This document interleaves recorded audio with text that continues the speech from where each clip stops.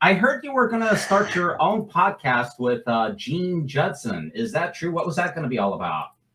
Yes, that's something that we're working on. And really, we both realized that there's a lot of podcasts out there. And of course, Bill Reel and John Dehlin, there's a lot of the big names out there that kind of everybody finds. But there's a lot of us, there's a lot of people with much smaller audiences, but also with very good messages. And people leaving and deconstructing have a lot of different paths to go and different things to figure out. And there's a lot of life situations that really can make a difference if you're married, if you're working with interfaith marriage, or not. We just think there's a lot of good content out there, but because there's so much, maybe there's a perfect podcast for somebody out there that just doesn't have the attention that it needs. So we want to explore that. We want to go across the whole spectrum, from faithful to not, and kind of do just little quick overviews of what these podcasters have to offer, who their best audience is. And we're hoping to really kind of, I guess, maybe be the in-between of connecting the right audience to the right podcast and help both ends of the spectrum there.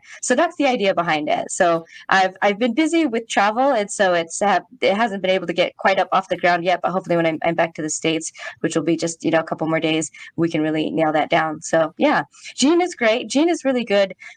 He's really good at kind of gathering people and catching things and making connections. So I think he's going to be really great for this.